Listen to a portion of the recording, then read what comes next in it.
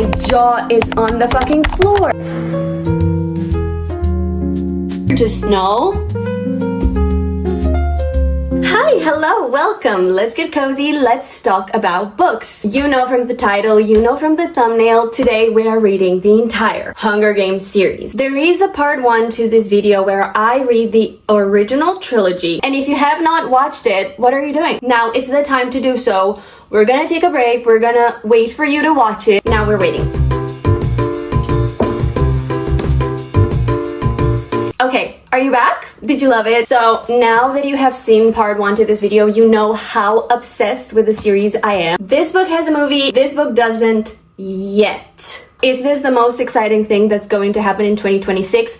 Most probably. But this movie I have watched, I have an opinion on it. If you have not watched the movie, The Ballad of Songbirds and Snakes, this is the moment that we must, unfortunately, part ways. You can definitely just pause this video, go watch the movie and come back. Otherwise, there's really no way that you and me can continue with this journey together, because there is no way that I'm not gonna talk spoilers if there's a movie out. If you have already watched the movie, perfect. Let's continue. Let's talk a bit about this story right here, okay? The movie.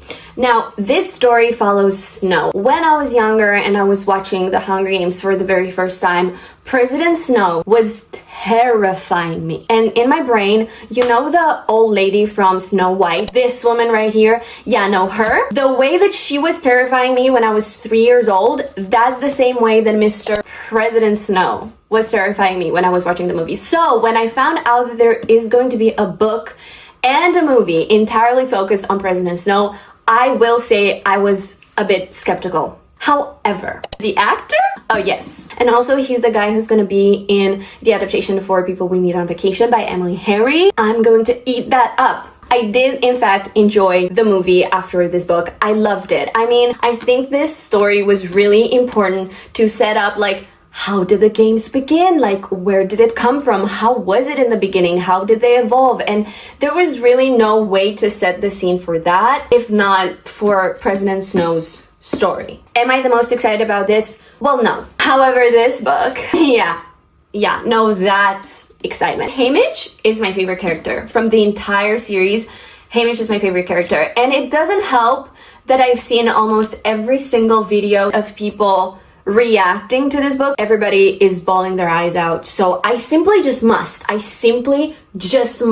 get to it faster. In this video, we're going to read both of these books and we are going to talk movie spoilers. And for this one, no spoilers at all. That's going to be difficult for me, but hopefully by the end of this video, I will convince you to read the entire Hunger Games series. Even if you watch the movies, even if you think you know everything, you don't. I promise you the books bring more to the story.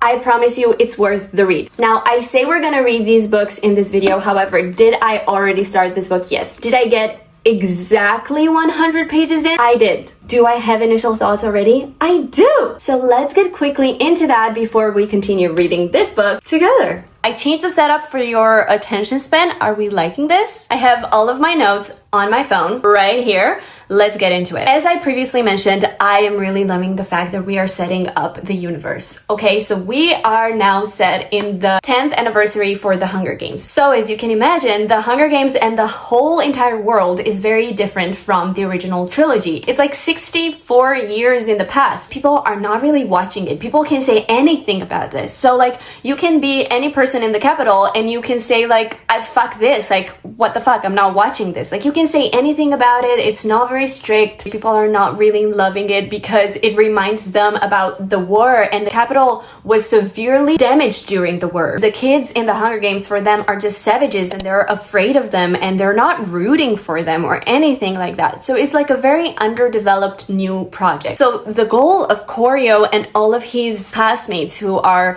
mentors in this Hunger Games, right? They are trying to find ways to convince people to watch the Hunger Games. It's very interesting to see where it came from and how it ended up being.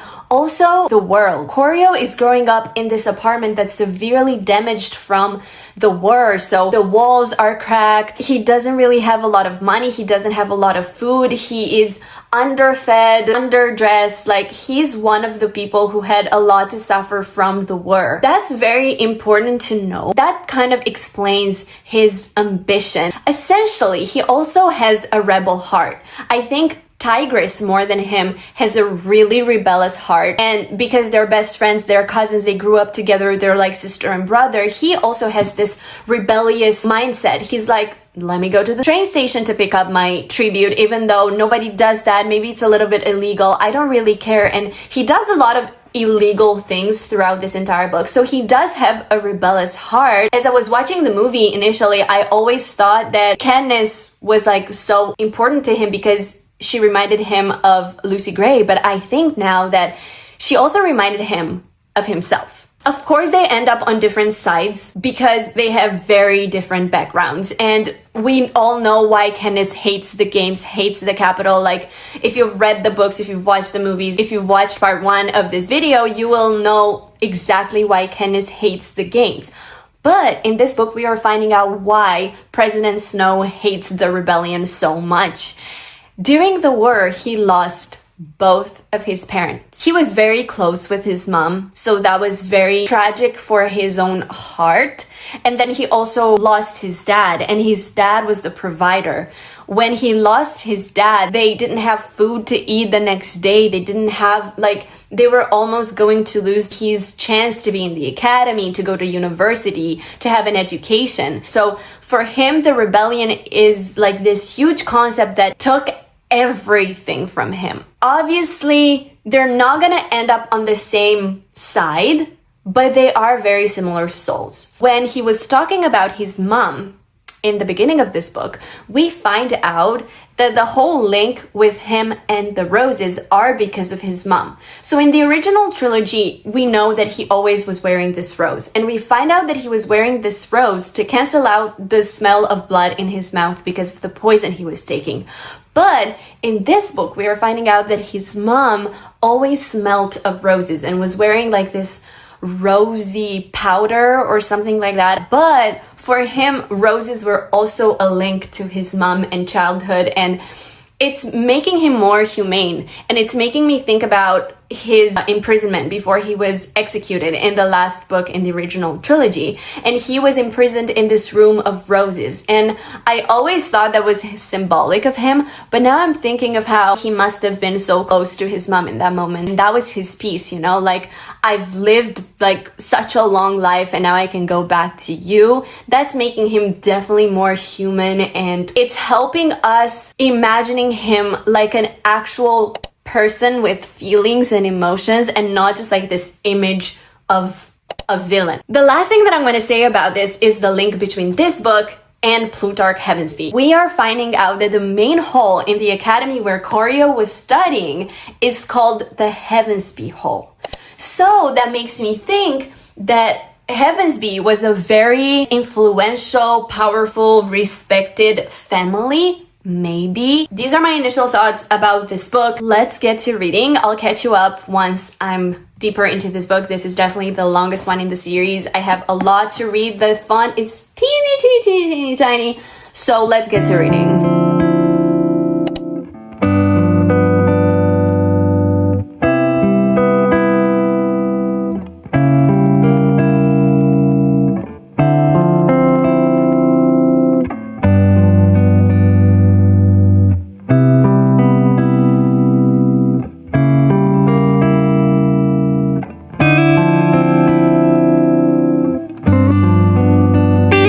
So I found an Easter egg. Hear me out. So we are before the games and Corio is bringing Lucy Gray food, and he's like, eat it all, and she goes, no, I'll save some for Jessup, who's the guy from District 12 that came in the games with her. And she goes, he's my ally now. Your ally? How could one have an ally in the games? So not only does Lucy Gray invent the idea of an alliance, but also, she forms an alliance with the guy from District 12, the same way that Katniss formed an alliance with Peeta in her games. So that's another reason why Katniss and Peeta remind him of his games when he was a mentor. You are a rare bird, Coriolanus. the girl mentor who dies before the games begin, killed by a tribute. Her name is Crane. So could she be related to Seneca Crane, the game maker in Katniss's first Hunger Games?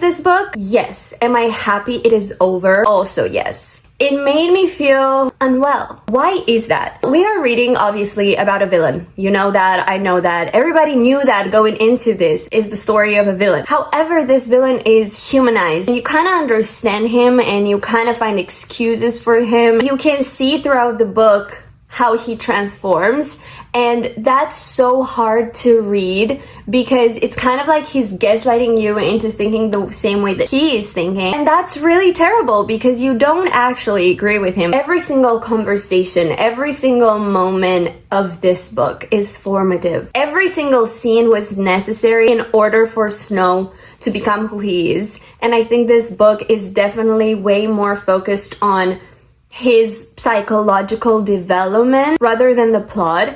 With all of that being said, I think it is a good book because of that, and if you go into it expecting a character profile, you'll love it. But if you go into it knowing it's the Hunger Games and you're expecting like the games and the action and the plot twist, that you might be a little bit bored, because for me, the games, boring. This is the longest book in the series, and it felt long and dreary and just like, let us just finish already. One thing that I was really anticipating in this book was Lucy Gray and how she's connected to Katniss, right? In the movie, there are a lot of similarities, so I really wanted to see how it goes even deeper into their connection. A couple of things that I gathered. First of all, in the movie, she has her hair down. In the book, she has her hair braided. That's a similarity. Of course, they're from District 12. They were in the games. They have like the District 12 star-crossed lover situation that I already talked to you about. She introduces Snow to Katniss, and she tells him most people call this like vegetable swamp potato, but I like the word Katniss better. Obviously, the Mockingjay. Snow is really impressed by the Jabberjays because it was a capital weapon, but Lucy Gray loves the Mockingjay and she appreciates like the duality of it. Also the music, because obviously Lucy Gray is in the Kavi. She sings. All the book and the movie and the character is based on her singing career. But in the books, it is very much highlighted Katniss's inclination for music. Initially, they talk about her dad and how music is something that she shared with her dad. And they were saying like, when her dad sings, the Mockingjay stop and listen. So that's really interesting. That's also a similarity. I don't know if her dad knew about the song because he was in the Kavi or anything like that. I don't know if they could be related through her dad. But it's time to put this book down and start this book. I cannot explain to you how excited I am for this book. It's something that I've never watched, a completely new experience. Let me show you my tabs. I put out my purple highlighter. I have light purple for plot moments, dark purple for Easter eggs for the original trilogy, yellow gold for romantic moments because I know there is going to be romance in this book, and also some green for snow moments. Part 1, the birthday. I'm so excited. Okay, how does it start? Maybe let's just peek. Happy birthday, Haymitch. The upside of being born on reaping days that you can sleep late on your birthday. Okay, so, okay, bye.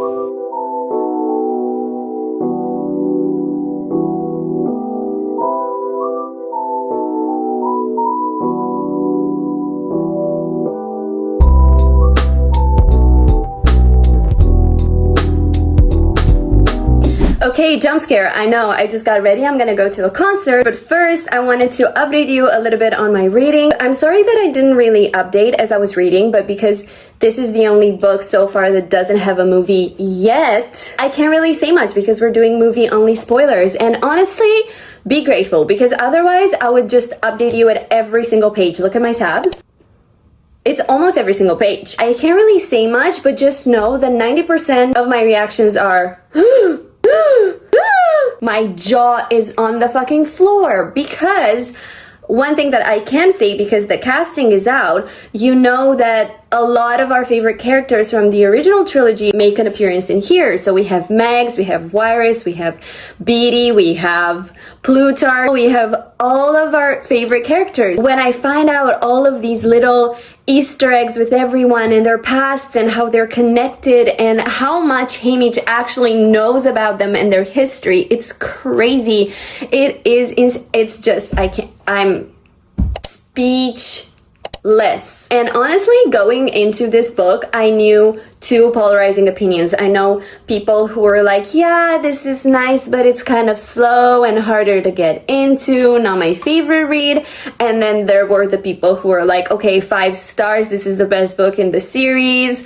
This is one of the best books that I've read this year. So I think I fall in the second category. To be so honest with you, there's no other world where this is not one of the best books I've read ever. You should read this book. That's it. I'll see you when I see you.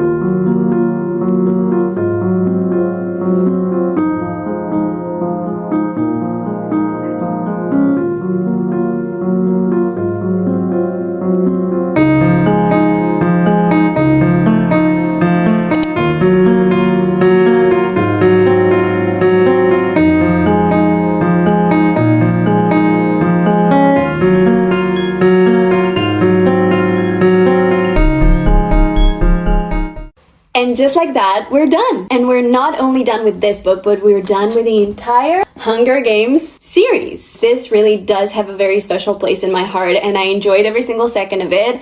I cannot say too much about this book because the movie is not out. I don't want to give you any spoilers. In case you didn't gather from the videos, this was a 5-star. You must read this book. If you don't plan on reading any of the other books, that's totally fine. Read this book though. Let's try and rank these books. Let's go from least favorite to favorite. Least favorite, The Ballad of Songbirds and Snakes. And I'm so sorry for this. I love the book. It was a 4-star book. I really thought it was really interesting to see what was going on through Snow's brain. I felt like I was being gaslit the entire time. And by the end of it, I felt wrong, uncomfortable. Just the fact that it elicits a feeling in you, it's a big deal. So I do love this book. I do recommend this book. It's just, we have to rank them. So this is for me number 5. Number 4 will be Mockingjay. This is the 3rd book in the original trilogy. I did like this a lot. I do have a million fucking tabs on it. However, this was a bit slow and it was just a little bit hard to get into it. I felt distracted a lot of the times. I do love it though.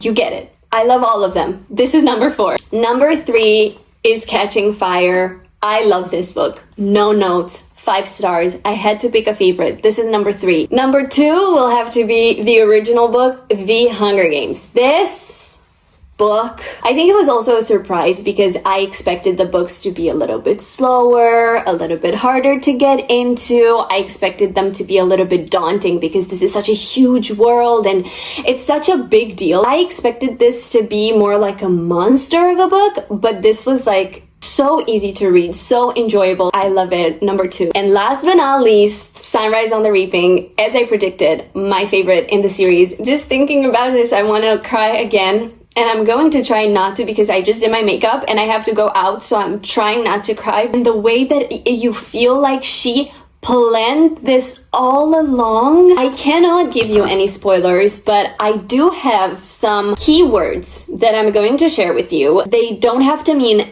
anything to you right now, but once you're going to read this book, because you are going to read the book, right? You're gonna come back and you're gonna listen again and you're gonna know exactly what I mean. Burnt Orange, Steel Train. You're crying. I'm not crying. Nothing you can take away from me was ever worth keeping. The Grave. We Need Someone exactly like you. And with this one, I was right. Because I can't say more, I'm gonna go through the cast of the movie. And like that, I think you can pick a little bit of my brain when it comes to my impression of the book. I don't know how to do it any other way for me to still tell you something. So let's go through the casting, because I think they did such a great job with the casting. Mihaila. So Candace's mom had two best friends when she was younger, and the two best friends were sisters, twins. And one of them is Mihaila, who goes into the games with Haymitch. This character is very opinionated. She's very loud and she's very sure of herself, and she seems mean, but she's just very honest and very outspoken. I am very scared about the acting with this one because it can become very cringe very easily. I really hope she will nail the sharpness and not the I'm better than everyone, you know? Then we have Plutarch. You know my obsession with Plutarch Heavensby and how I really want to know more about him? This delivered. This delivered. President Snow, he's gonna show up like as much as he's in the original trilogy, but look out for it. I'm so excited that he plays him also because I think it's such good casting. Okay, Effie. Effie left me with more questions than I had before I started this book. I have so many questions, but you know how Tigress had like a really small role in the Ballad of Songbirds and Snakes? I think that's how small of a role Effie will have, but it will be impactful. I'm not gonna say why Mags and also Wyris and also Beatty are in here, just know, heart-wrenching. Then we have Proserpina, I don't know how to pronounce her name, but this girl and Vitus, I don't know how to pronounce their names, but they are Haymitch's prep team. And this dude, he's the guy from Young Royals. I'm so excited for that. Then we have Billy Porter. He's going to play Haymitch's stylist. What Cinna was for Katniss, this guy is supposed to be for Haymitch, but you'll see again another character that I really hope they don't make him cringe because they could easily go in that direction. Lenore Dove, period.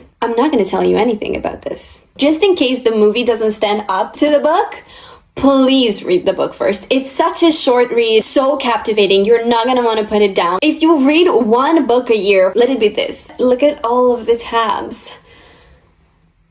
Oh my god. I can't believe all of this information is in my brain right now and will live rent-free in my brain for the foreseeable future. Wow. If you have read Sunrise on the Reaping, feel free to DM me because I need to talk to somebody about this. I just simply need to cry with somebody about this. Thank you so much for watching. Stay tuned for whatever comes next. I hope your next read is a 5-star. I hope your book is incredibly floppy and nice and lovely and the best book you've ever read. And I'll see you next week. I'll leave you to reading.